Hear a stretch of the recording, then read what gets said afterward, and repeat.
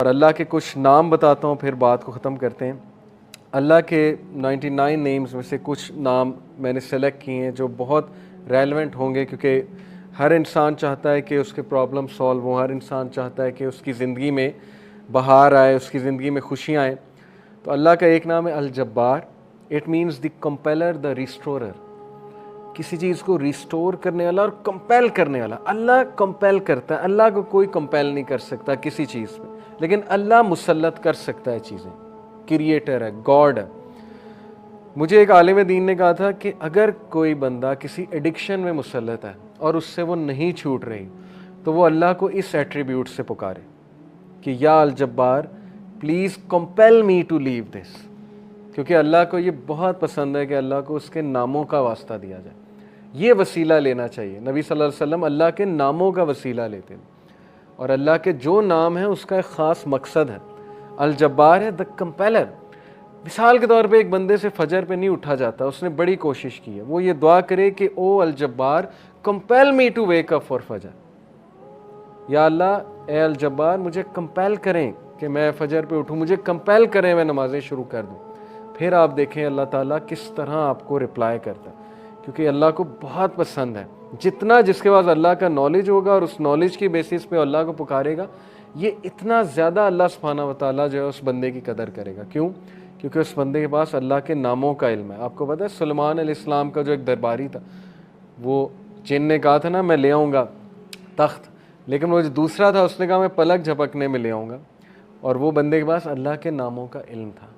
ये खैर डिस्कशन कहीं और चली जाएगी, वो फिर सूफ़ीज़म आ जाती है इसमें सारी। सूफ़ीज़ बहुत सी बातें करते हैं, खैर हम उस साइड पे नहीं जाएंगे।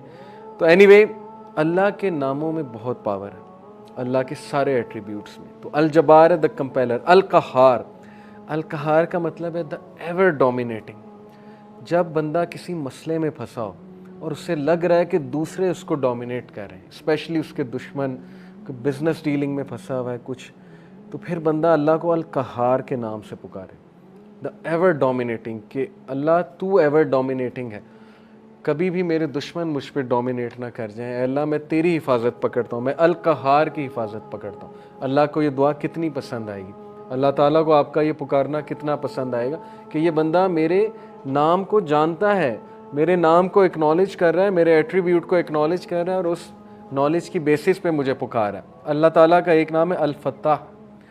अल फत्ताह का मतलब है द ओपनर, खोलने वाला, रास्ते खोलने वाला। जब हर चीज़ ब्लॉक्ड है उसको खोलने वाला अल्लाह है।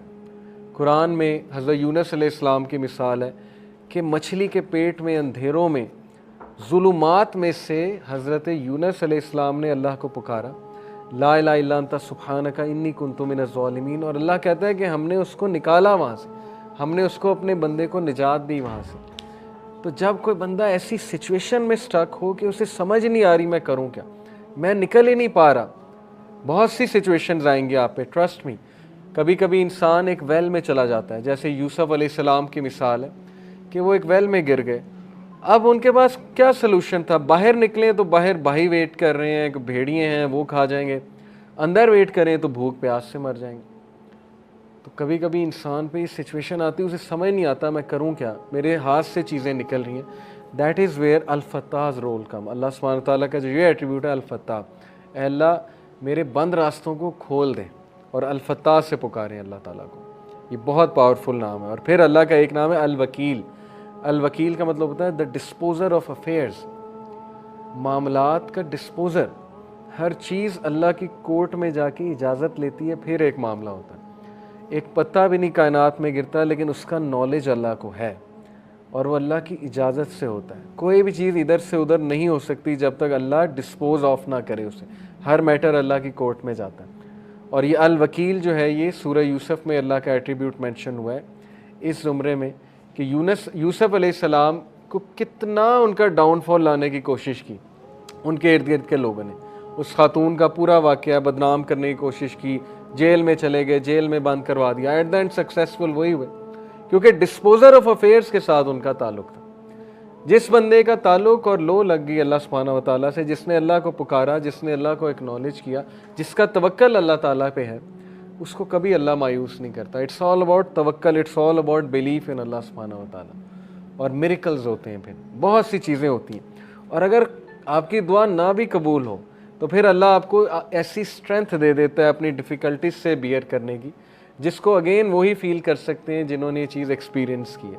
बहुत सी चीज़ें मैंने एक्सपीरियंस की अपनी लाइफ में, जो मांगा हमेशा मिला, कभी नहीं मिला उस पर सब्र है। जो बेसब्रे हैं, जो कंप्लेन शुरू कर देते हैं, उन्हें ना नज़र आता है कि ये चीज़ मुझे क्यों नहीं मिली।